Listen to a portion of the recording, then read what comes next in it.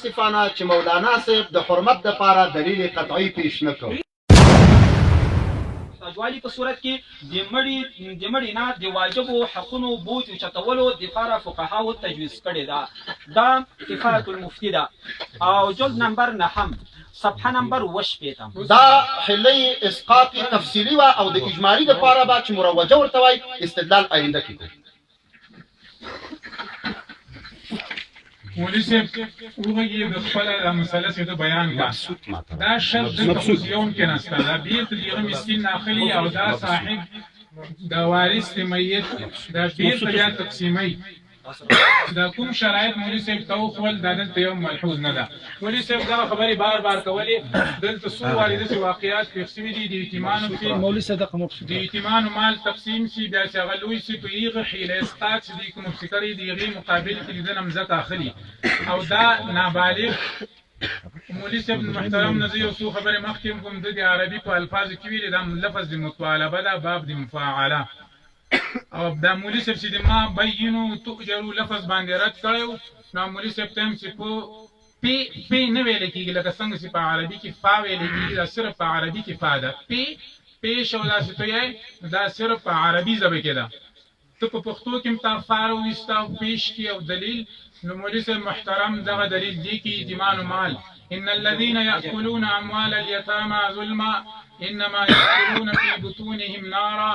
الله فرمایي څوک چې د یتیمانو مال په ظلم سره خوري دا خپل نس کې د جهنم اور اچوي اور د دې د حرمت لپاره غټ دلیل نور شي کېدای شي. کتاب الله دې ته حرام ویلي دي او د دغه شرایطو بالکل دلته څوک لحاظ نه ساتي. مولوي صاحب محترم ته د دې منطقې نه زه د دې منطقې یم ګوره مونږ ویو چې دا فیده ورکړې مو دا منطقه وایه دا تم غلطه ویل یو د عربي لغت کا خبر بدای چې ته په خپل اصطلاح خبرې کوو مونږ به په خپله عربي کې به بیا دا خو عربي خو غلطه که د تجرو معنا اجرت اخیستل دي او د تجرو اجر اخیستل ما وخت باندې ځای کې ما وخت باندې غږیږي زه ته غلم دا 2 منټه په مولوي صاحب زیات حسابه. مولوي صاحب محترم دا څومره شرایط چې موږ ښودلي دي دې باندې خو لا نیمایي ته هم نه دي رسېدلي. مولوي صاحب محترم ته خلکو نه دا پوښتنه کوي چې څوک هم فرض نه ګڼي که دا فرض نه وای نن به ته ما پسې نه راتللی چې دا یو مباح شي دپاره تا دومره سفر کړی ده دومره تکلیف دې ویستی ده نو دا خلک چې فرض تا په کلي کې به څوک فرض لمونځ هم نه کوي شاید چې ته هغه ته نه ورغلی مولوي صاحب شاید چې نه ورغلی زه دا یقین لرم او نن ته یو مباح شي دپاره دلته را رسېدلی نو د یو مباح چې هغه مشروط بشرطین ده او دومره مولوي صاحب خپل معاونین او کتب یې دومره نه دي خو ته را مخکې مولوي صاحب محترم نعمان صاحب ډېر په احترام د خپل ملګري آفرین نه لري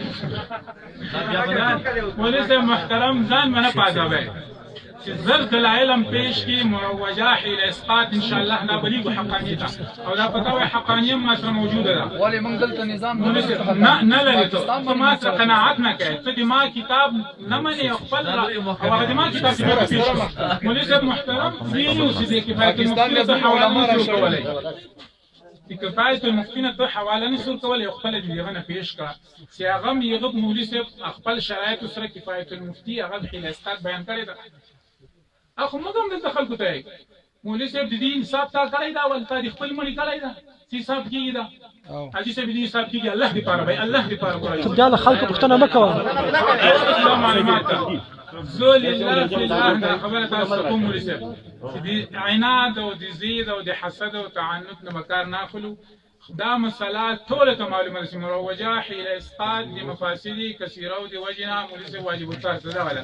کفایة المفتی چې لیکلي دي نورې څه کوي دتي رشید احمد لودیاني صاحب لیکلي نورې څه کوي مفتي رشید احمد ګنګوهي صاحب لیکلي نورې څه کوي شیخ صفدر صاحب چې په دې باندې مفصل بحث کړی په راه سنت کې هغه د پروت د خپله یې وګوره نور ته دلایل یې مولوي صاحب محترم دی رد کړی دا ما درته ویلي وو که د مونږ کتاب رد کوې ما ته به د حدیث نه دا مسله ثابته او ته چې کوم شی چې په اشیاو کې اصل اباحت دا شی نه دا عمل ده یو دلیل قوي دې باندې به مولوي صاحب پیش کول غواړي دا شی خو نه ده دا دلته یو عمل ته ثابته او دا عمل په دین کې ته دې ته د یو فرضیت درجه ورکوې دلیل قطعي به پرې راوړي مولوي صاحب قطعي دلیل به په دې حیله اسقاط باندې ته راوړې دا دې ما زه تا ته دا دعوه کوم چې دا د خلکو فرض ګڼل ده یو دلیل قطعي ما ته پیش کړي.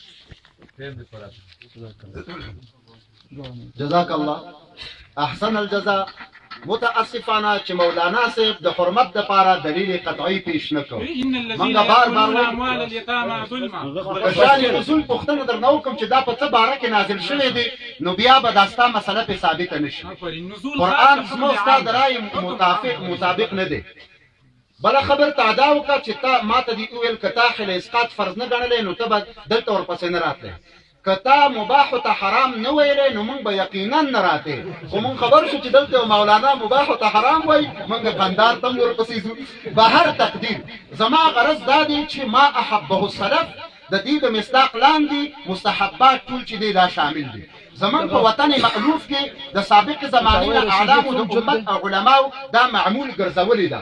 او حضرت عبد الله ابن مسعود رضی الله عنه مبارک موقوف روایت دی. ما رآه المسلمون حسنا فهو عند الله حسن وما رآه المسلمون قبيحا فهو عند الله قبيح اخرجه احمد.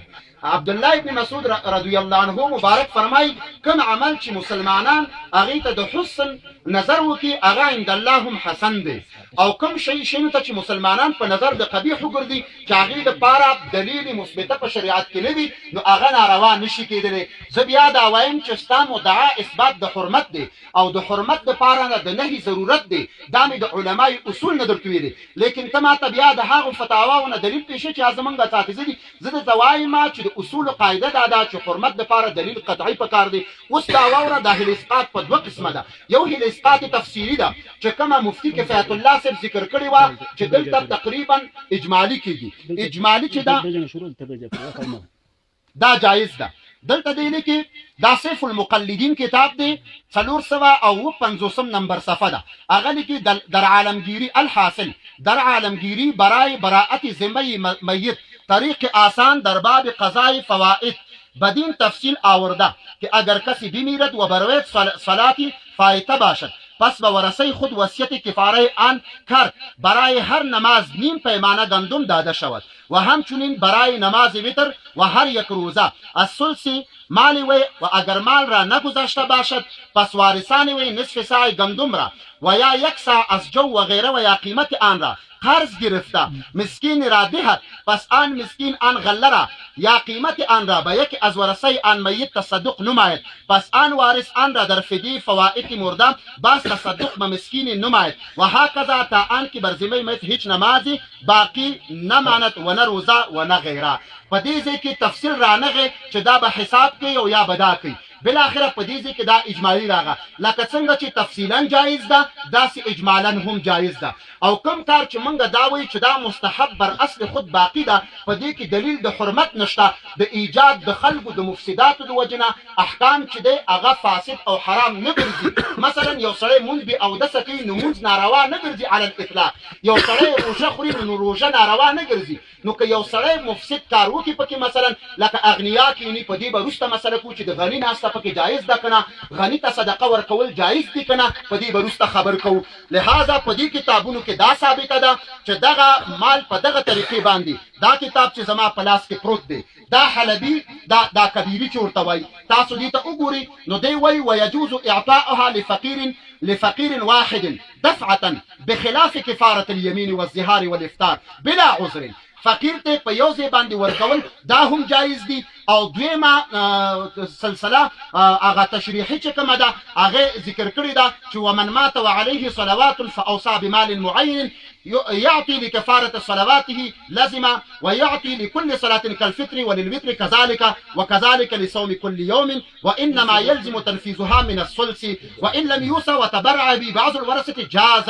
دا هم جائز ده. د دې کتابونو نه دا ثابته شوه چې تفصیلا هم جایز ده چې کومه وړاندې مفتي کفایت الله صاحب ویلي او اجمالا هم جایز ده لکه څنګه چې موږ په استدلال وکړو. او دا کومه حیله اسقاط چې نن سبا مروجه ده دا په اصل حکم شرعي باندې خپل باقي ده او د مفسداتو د ایجاد د خلکو د وجنه فاسد او حرام نه ګرځي. جزاك الله. الشيخ طاهنا بيغم مفتي نعمان حتى المناظر قهر ما رازي